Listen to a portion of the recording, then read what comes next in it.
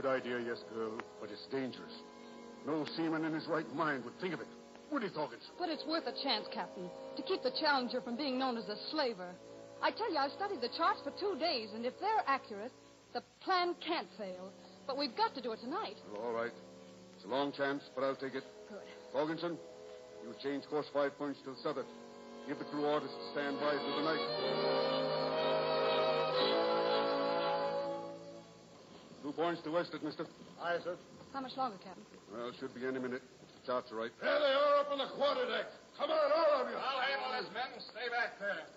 Captain Mason, there's land off Ford. I don't have to have you tell me that. But Havana's still 4 days away. Who said it wasn't, mister? Captain Mason, you changed the course during the night. My father can run his own ship where he pleases. Oh, no, we can't. Quiet, Marcus. Maybe we got something to say about where this ship is. Watch out, Charity. Captain, we did it! What is this? We've run aground. You're right, Mr. Peter Storm. We've run aground. Run aground in shallows where the water's only 15 feet deep, and the Challenger draws 18. Then why are we standing here? Let's get to work to get the ship afloat again. Your crew and mine, Captain Mason. We're no good. The tide is full and already falling, and there's just one way to get the Challenger afloat. What's that? To unload ballast, mister. Ballast. I'm talking about property, Peter Storm. A cargo that's nothing to you but so many pounds of weight.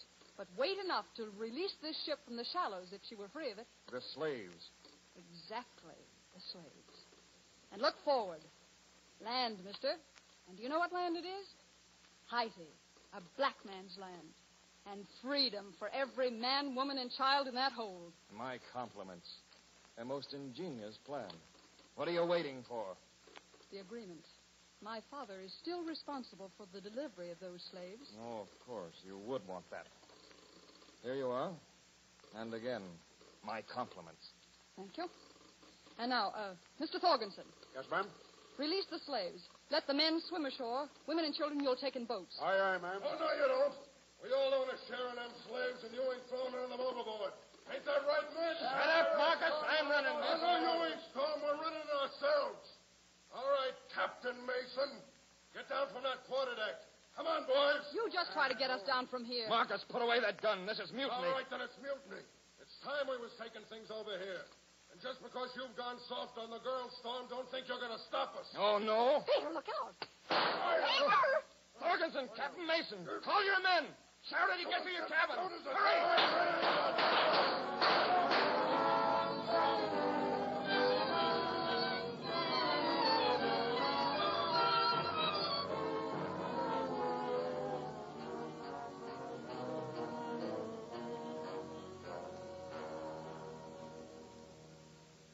Peter, are you sure you're all right? Yeah, I'll be all right.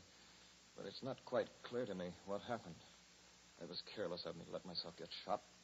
Marcus did that. Marcus? Yes, just before I hit him with a marlin spike. Oh. Don't. You must lie still. And the slaves? Oh, we put them ashore at Haiti. And your crew with them. My crew? My father let them go. Well, it was that or taking them to Boston to be tried for mutiny. Oh, I see. Well, I'll miss him at the trial. And on the yardarm, it'll be less interesting to hang alone. Suppose I told you that you'd had your trial and been acquitted. What? Well, Peter, tell me, why did you turn on Marcus and your men? That wasn't the action of a slaver. I was through with slavery the moment you walked alone into that mob of savages. Peter. You're right, Charity. There is a law against it. A law that I needed you to make me understand. Peter, darling. Charity Mason, Peter Storm is a man without a ship, without a cargo, without anything except the very worst of reputations. But he loves you. Charity. To kiss a defenseless man, thee indeed is a brazen wench. And not an orchid in 1,000 miles. Oh, Charity, be crazy. Just once again. Say that you'll marry me. Will you, Charity? Who knows, Mr. Peter Storm? If thee has faith and hope, well, I have a great fondness for my sisters.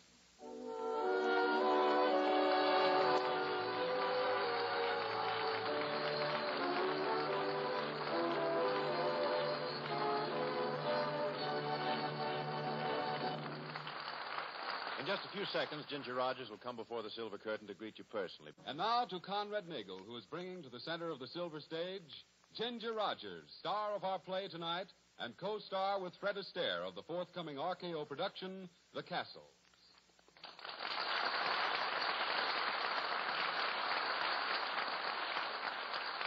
Well, Ginger, this is quite an occasion for us tonight. Thank you, Conrad.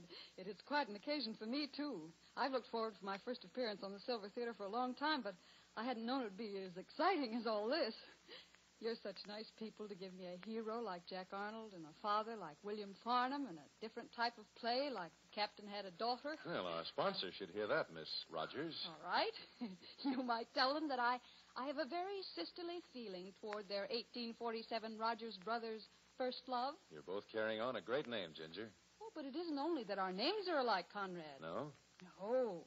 1847 Rogers Brothers First Love and I have had dinner together almost every evening since last Christmas, you see. I see, and I think it's wonderful. Good night, Conrad, and good night, everyone. Good night, Ginger Rogers. We'll expect you back on the Silver Theater soon.